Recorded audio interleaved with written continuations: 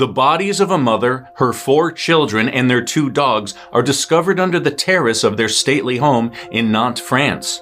They're dressed in pajamas, wrapped in blankets, and entombed with crosses and crucifixes. Each of them was shot with 2 bullets, but someone is missing from the gruesome burial plot. Where is the man of the house, Count Xavier? A businessman and descendant of a centuries-old line of French aristocracy. He hasn't been seen since the murders in April 2011. Did he take his own life or start a new one somewhere else? That's the question Interpol thought they had the answer to when they came across a man's skeletal remains. But a strange note sent to a journalist on the back of a missing family photo hinted the mystery would not soon be solved. It said only, "I am alive." So, what really happened to the Dupont de Ligonnès family, and where in the world is Xavier?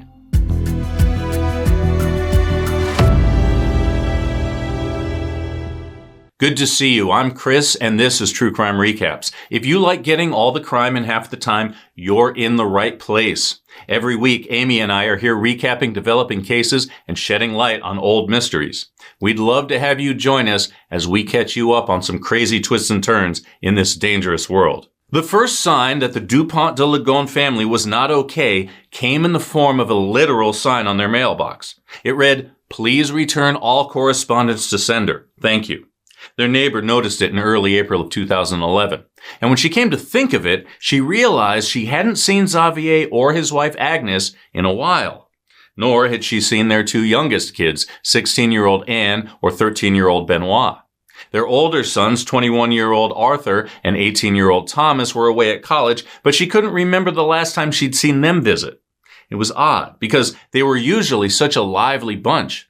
And just as strange as the note on the mailbox were the closed shutters on the family home. They were always left open, even when they vacationed. But surely someone was home, because Agnes's car was still parked out front, and the entire family, plus their 2 Labradors, Jules and Leon, couldn't fit in Xavier's car. She mulled the mystery over for 2 days. On April 13th, 2011, she called the police. The house was locked up tight when they arrived. After calling a locksmith to get the front door open, they found no one at home, but everything was in its place. No blood, no signs of a struggle, nothing to suggest anything awful had happened. And they had no reason to start an investigation. But friends and family knew in their hearts they had every reason to worry. And they were right. 2 days before their neighbor sounded an alarm, Anne and Benoit's school got a letter from Xavier settling up tuition and telling them the kids wouldn't be returning. His excuse was that they were moving to Australia due to an urgent work issue, except Anne and Benoit hadn't been to school since April 4th, and none of their friends had heard from them since then either. The Catholic school where Agnes taught got a similar letter supposedly written by her, although no one could say for absolute sure that they had seen the 48-year-old woman since April 3rd. But another letter told a different story. It was postmarked on April 11th, the same day as the school letters. And it was even more unbelievable. It claimed Xavier was secretly involved with the U.S. Drug Enforcement Association as an informant for drugs and money laundering in French nightclubs. As a result, they were going into witness protection in America, but if anyone asked, they should say they moved to Australia. It was typed but unsigned and sent to 9 people in Xavier's family. This was a bizarre announcement, without a doubt. To the casual observer, all seemed well for the family.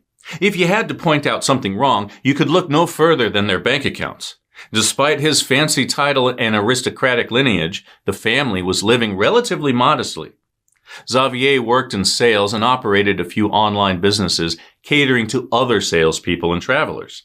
Agnes was a teaching assistant at a local Catholic school and spent much of her free time involved with the activities of the church. But in the privacy of his office, Xavier had been racking up enormous amounts of debt, and collection agencies were literally on his doorstep.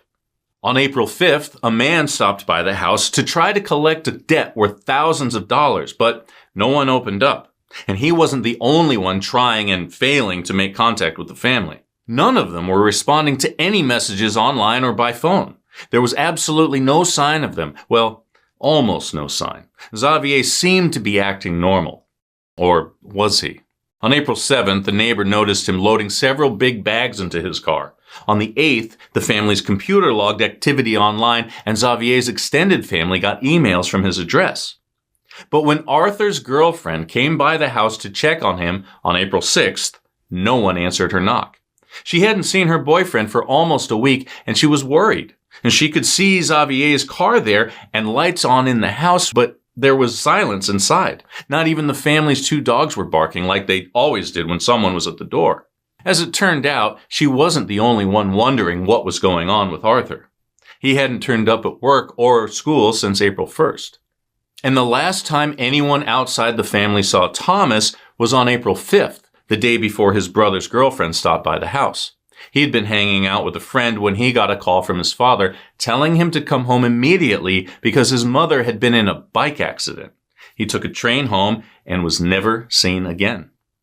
But neighbors remember April 5th for another reason. That was the night the family's 2 dogs suddenly went silent. They'd been howling almost nonstop for 2 days. When friends reached out to Thomas by text, they got strange responses. Over the next few days, they got messages saying, "I'm sick, I'm not coming out," which was very unlike him. And then his excuse got downright weird. He said his phone was almost out of power and his father was trying to get him a charger. And that was the last they ever heard from him. But speaking of his father, Xavier and Thomas were seen out at dinner together the night before that, on April 4th. But witnesses say they didn't talk much and Thomas was overheard complaining about feeling sick when they left. It must have been going around because that was also the first day someone called the school to say Anne and Benoit were sick and wouldn't be in. But later that night, after dinner with his son, Xavier called his sister to chat and talk about how well the family was doing. They talked for almost an hour, and later she remembered nothing unusual about the conversation. He had been trying to reach her since the previous night. On Sunday night, April 3rd, he left her a voice message around 10:30, and again, she later insisted he sounded perfectly normal. He told her the family had been to dinner and a movie, and he was just calling to catch up with what was going on in her world. Nothing out of the ordinary, and yet very, very strange, especially when you hear what else Xavier was up to that weekend. It seemed he was getting serious about some home improvement, or at least that's how he wanted it to appear. At various stores around town, he picked up a shovel, a hoe, cement, trash bags, and quicklime. The month before, he bought landscaping tiles and grout. And then they were all just gone. Sort of. When police checked the house on April 13th, they discovered that not only was it empty, but it was clean. Very clean. The only things obviously missing were some family photos. The frames sat glaringly empty. But the complete and total silence from the family pushed police back to the house again and again over the next 6 days. But they only found more questions. Why had the family's lease been canceled? Why were their bank accounts closed? If they were moving to Australia or America, why didn't they have plane tickets? And the questions piled up. The police agreed an investigation was in order. On April 19th, 2011, they made it official. That's when they discovered that at least one person in the Dupont de Ligonnès family could be accounted for. On April 11th, he checked into a hotel in the south of France about 6 hours away from Nantes. He used a fake name, but his own credit card. The next night, he traveled further east and again used his credit card and a fake name for a hotel room. On April 13th, he drove a little farther and arrived in a town where he lived as a young bachelor in the 80s. He looked up an ex-girlfriend while he was there, but she says they didn't meet up. And he didn't stick around. The next night, an ATM camera caught him pulling out money in a little town on the coast, and he checked into the Hotel Formula 1. The next day, April 15th, he was seen walking towards the woods. His car was left behind in the hotel parking garage. From there, it seems, he vanished from the face of the earth. And not a moment too soon, because on April 21st, the police learned what happened to his wife and kids. They were combing the house and yard for clues when they found part of a leg. Then they found the rest of the family.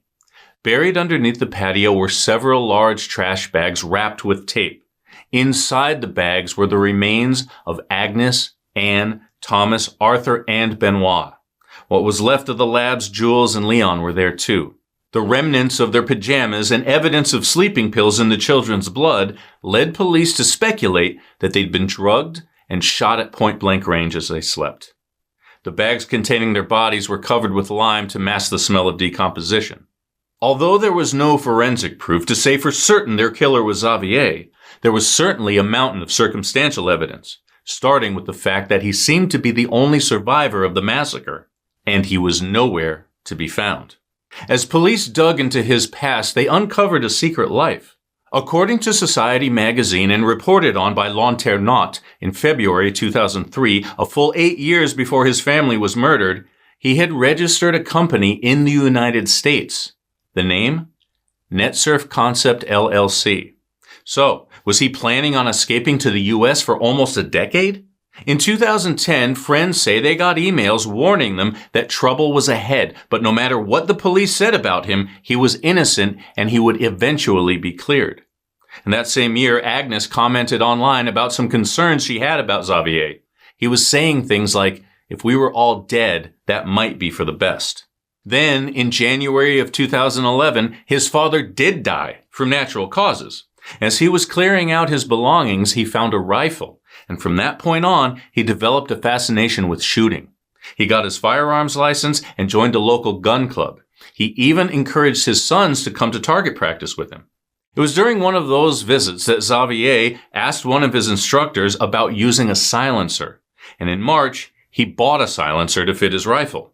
It was obvious the family was shot and killed, but without that rifle, they couldn't say for sure that the gun he inherited was the murder weapon. They also couldn't say with any certainty when the family was killed. Since Arthur dropped out of contact first, he might have been the first to die. That could have been a spiteful gesture on Xavier's part, since Arthur was his stepson, Agnes's son from a previous relationship. And as the oldest male, he would have been the most likely to overpower Xavier. So we can assume he wasn't given that chance.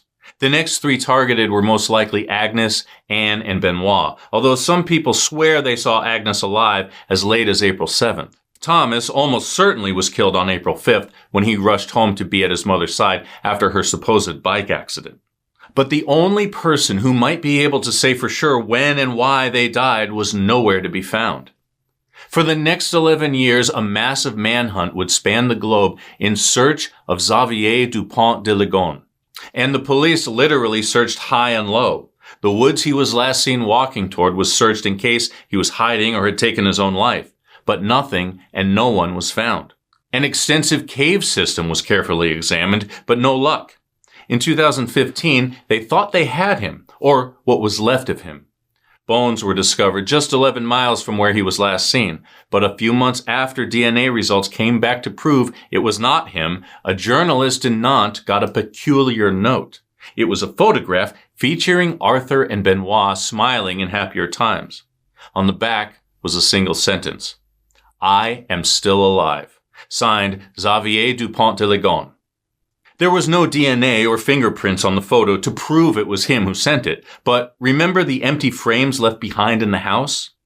Was that one of the family photos he may have taken with him? 3 more years passed before another lead ignited the case again. This time, police raided a monastery. Several tips had come in swearing that one of the monks was the man they were looking for. Desperate for anything that might lead them to their suspect, police swarmed the location, but it was just someone who looked a little like him. And again, the case went cold. Then in 2019, they got him. Or did they?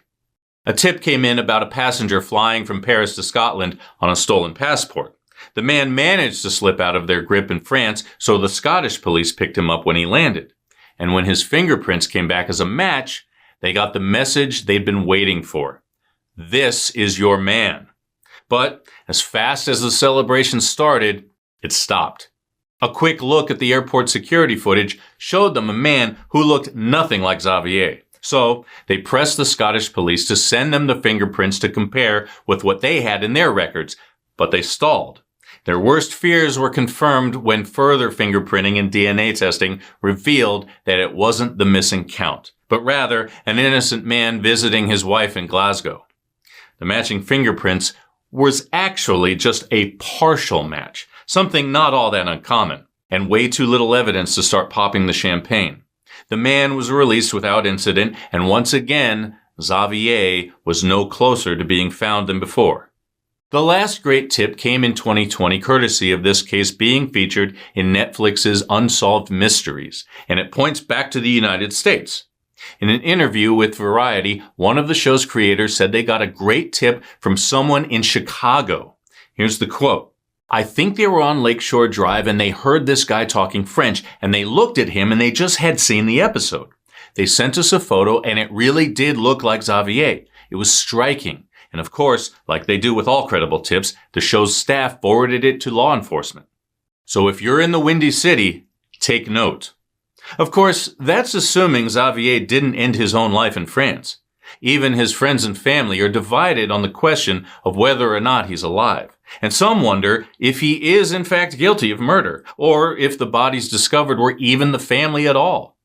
Some people close to him insist that they are living happy and healthy in the United States.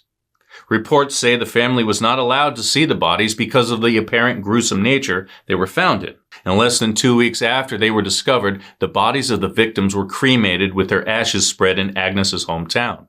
This led to speculation about government agencies like the United States DEA and their French counterparts building an elaborate fake death scene, including some theorists saying the bodies' descriptions don't match the families.